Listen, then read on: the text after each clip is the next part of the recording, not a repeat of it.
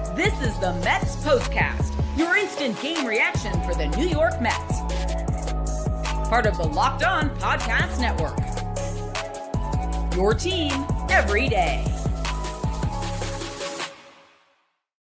Clay Holmes had his worst start of the season. The Mets bats were quiet for too long, and they saw their winning streak snapped in the opening act of the Subway Series. Welcome into the Mets Postcast here live on the Locked On Mets YouTube channel, the Locked On Mets podcast feed. I'm your Postcast host, Chris Schubert, here with you talking all things New York Mets as we recap a 5-2 loss in the first game of this three-game series against the New York Yankees. It was a bunch of things that went wrong tonight for the New York Mets. We'll get into it. Clay Holmes struggled for the first time all season. The bats didn't wake up until way too late in this game.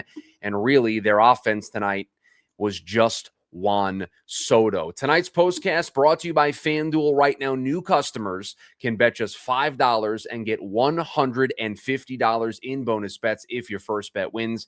Head to FanDuel.com to get started. We'll lean into the New York Subway Series theme. We'll take it to Broadway. The Subway Series, a 3-act play. Well, the opening act, not one that was a good one for the Mets.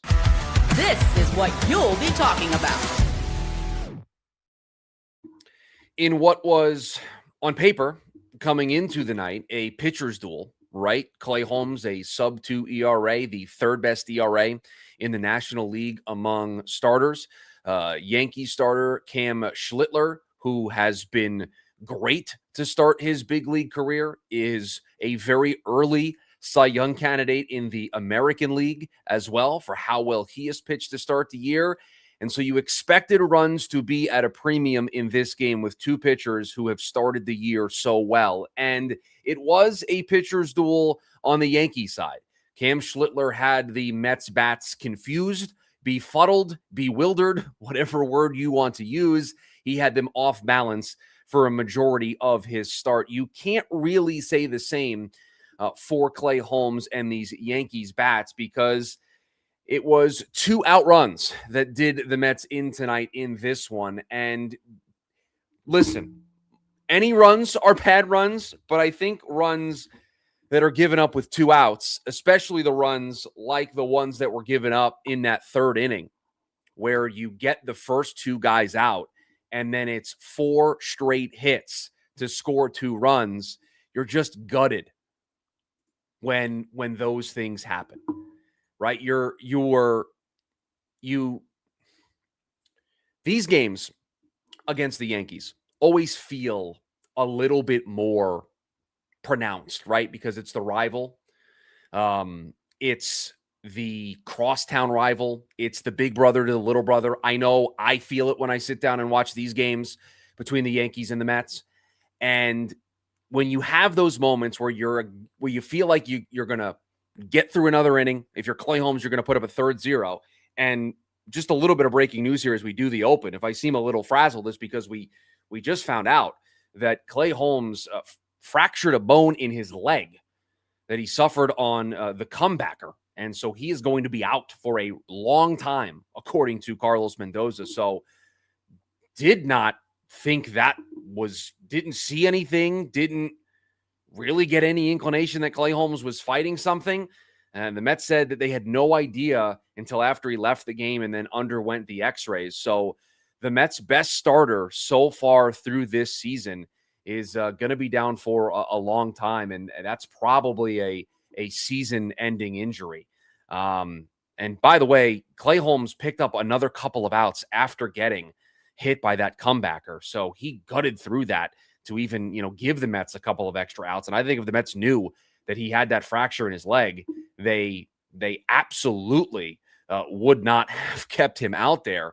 And so Carlos Mendoza just announced that to the media, a fractured fibula for Clay Holmes, and is going to be down for a decent amount of time. And this was his worst start of the season, and he looked good in those first couple of innings. Didn't have the full command of everything tonight. He didn't really have the full command of the hook, the curveball, was kind of being left up in the zone. The sinker was being left in the zone. But what good pitchers do, we saw Nolan McLean do it yesterday. He battled. And in that third inning, he got the first 2 outs, and you felt like, okay, he might be settling in here, right? Because in the first inning, he catcher's interference, so he's got to face an extra batter, right? He was trending towards a 1-2-3 inning. He was going to face Judge with nobody on, but catcher's interference, Judge is on base. He gets Belly to pop out on just a couple of pitches, but again, an extra batter he had to face. In the second inning, it's a leadoff infield single, so he doesn't face the minimum there. He gets the first 2 outs against Wells and Grisham in that third inning, and you're thinking to yourself, okay, he's now going to settle in here, right? He's going to get a 1-2-3 inning. We're going to settle into this pitcher's duel. We knew runs were going to be at a premium, and then it's just 4 straight 2-out hits, and you can live with a 2-out hit to Rice. You can, live a Judge single, but when they stack together, Rice, Judge, Bellinger, Jazz Chisholm, and it becomes 3 runs instead of just maybe 1 run or a hit, and then you get out of it. That was the game for the Mets tonight, as they weren't able to do a whole lot of anything against Cam Schlittler, and it took way too long for them to get on the board. Juan Soto did it with a home run. They added a run there in the 9th inning to at least make it a little bit more respectable on the scoreboard, but the Mets did not have a whole lot offensively in this game. They only had 5 hits as a team. Soto with 1, Beatty with 2, Semien with 1. Bichette was 0 for 4. Benj was 0 for 4 tonight. MJ Melendez did pick up a hit late, but was 0 for 3 with 3 strikeouts. He's in the middle of a funk right now. AJ Ewing had an 0 for tonight. Luis Torrens was 0 for 3. And so the Mets just need it to be more than Juan Soto if they're going to be able to keep the momentum rolling. They're 8-4 in the month of May, just came off of a sweep. This series is not over, right? There is the ability to keep the momentum, but they're going to have to get more than they got offensively here tonight from everybody not named Juan Soto, who had the home run that you felt like maybe could have gotten the Mets back into it there a little bit. They got 2 guys on in that inning. Ewing came up, a single, scores 2 after a passed ball. You're looking at 4-3 at that point, putting some pressure on this Yankee bullpen, unable to come through. And you just look at the Mets tonight, 1 for 2 with runners in scoring position, 5 men left on base. They just didn't have a lot of opportunities against Schlittler, who struck out 9, 6 2/3. I mean, the Mets hit a couple of comebackers off of him that you thought a couple of times were going to take him out of the game, and he stayed in and pitched really well, and that's a dude on the other side. And look, you hate losing to this team, but I think you just tip your cap to the other side tonight and say you faced a really good starter, and he had your number. Lowered his season ERA to 1.34. So this isn't one of those the Mets face somebody who was coming in with a 6.78 ERA and then looked like a Cy Young candidate. No, this was a Cy Young candidate that looked every bit of it tonight against this Mets lineup. And the Mets have to do something a lot better over the next 2 games of the series that we'll get to here in just a second. We'll also break down the struggles for Bo Bichette and the struggles for the rest of this Mets offense. The NBA playoffs are here. There's a New York team still participating, just a couple of wins away from the finals. Every possession matters. If you're looking to get even closer to the action, FanDuel has a great offer to get you started. Right now, new customers can bet just $5 and get $150 in bonus bets if your first bet wins. That's right.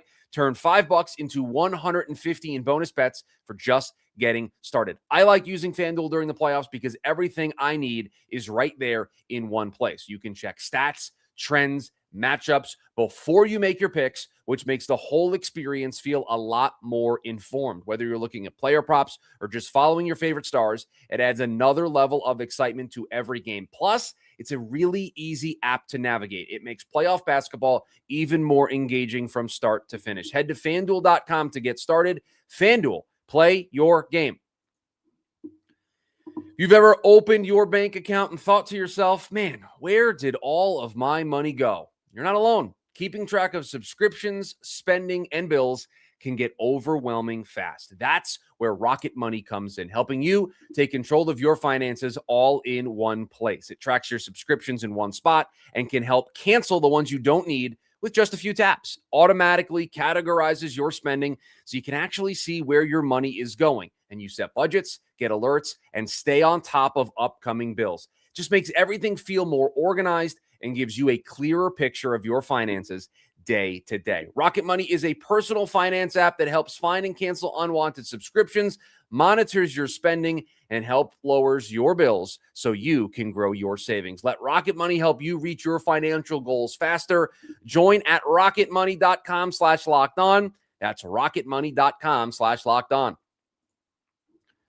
Workplace chaos, deadlines that are stacking up, the inbox overflowing, and the one position that you have to fill still sitting open. When the pressure's on and you need the right hire, this is a job for Sponsored Jobs. Indeed, Sponsored Jobs helps you reach the people who actually fit what you're looking for: skills, experience, location. So you're not just hoping the right candidate stumbles across your post. Here's a stat that says it all. In the minute that I've been talking to you, companies like yours made 27 hires on Indeed, according to Indeed data worldwide. So if you're hiring, spend less time searching and more time interviewing candidates who check all your boxes with Indeed Sponsored Jobs. You can spend less time searching, interviewing those candidates who check all your boxes. Less stress, less time, more results. When you need the right person to cut through the chaos, this is a job for Indeed Sponsored Jobs. And listeners of this show will get a $75 sponsored job credit to help get your job the premium status it deserves at Indeed.com/podcast. Just go to Indeed.com/podcast right now and support our show by saying you heard about Indeed on this podcast. Indeed.com/podcast. Terms and conditions apply. Need to hire? This is a job for Indeed Sponsored Jobs. Back here on the Mets Postcast, live on the Locked On Mets YouTube channel, the Locked On Mets podcast feed. Chris Schubert, your Postcast host, here with you, recapping the Mets falling in the opener of the Subway Series, 5-2 to the New York Yankees. It was Cam Schlittler dominating the Mets lineup tonight. Clay Holmes had his worst start of the year, and if it couldn't get any worse for the Mets on the injury front, it is a broken fibula for Clay Holmes on a comebacker in this game. And the quote from Carlos Mendoza afterwards is that he is going to be out for a while. And so the Mets, their most consistent pitcher probably so far to start this year, their best pitcher statistically so far to start this year, he is going to go down. And I'll leave it to Ryan on the main feed to break down what some of the options may be and what the Mets might do. But there's Tobias Myers, there's Sean Manaea, there's Jack Wenninger down in AAA, who's been lighting it up. There's Jonah Tong, even though he had a bad start. And so I'm sure Ryan will break down all the potential candidates for the Mets moving forward, because they will need somebody to take that spot in the rotation. This is not, a couple of missed starts. This is probably the remainder of the season. The Mets are not putting a timetable on it, but you can't see a world where we see Clay Holmes pitch again this year. That is a significant injury. He got hit off of the comebacker that got him in this game. And and the Mets bats did not have it tonight. As we mentioned, just the 2 runs on the 5 hits. Juan Soto did hit the home run there in the bottom of the 7th to make it a 4-1 game. But it was a whole lot of nothing from everybody else. And the place that I really want to focus right now is Bo Bichette, because it was another 0 for tonight. He's hitting .213 for the season. He did have a couple of hits in the Detroit series, went 1 for 4 in the games on Wednesday and Thursday. But you look at some of these game logs recently, 0 for 4 tonight, 0 for 4 in the finale, the 2 1 for 4s that we mentioned. It was 0 for 10 in the Diamondback series. It was 0 for 3 in the finale against the Rockies. So right now, this is a stretch for Bo Bichette where he is really struggling. And it feels like he is going up there not confident in himself. It doesn't feel like if he has a plan, he really believes in the plan. He was said on the Apple broadcast tonight, and I know Howie Rose mentioned it on a radio broadcast this week, that he's been looking at a lot of film, looking at a lot of video. He's been spending time with JD Martinez, who has joined the Mets front office earlier this season as a special advisor, and I think was brought in for this specific role, not necessarily specific to Bo Bichette, but for this idea of, we know the impact that he had on Mark Vientos in 2024, and I think the Mets really value the way that JD Martinez was able to talk to his teammates in 2024, and he can maybe at certain times be able to bridge that gap from all of the numbers to something that is digestible and approachable for all of these players to help them break through some of the struggles. And so we know that happened earlier this week between Bo and JD. I think it happened on either Wednesday or Thursday. So you're not going to necessarily immediately see results, but hopefully that can pay off some dividends for Bo Bichette because the Mets need him. The Mets cannot put this all on Juan Soto. I know that they paid Soto a lot of money. I know Soto, by the way, congrats. It was home run number 250 tonight for Juan Soto. 27 years old, by the way, hit 250 home runs.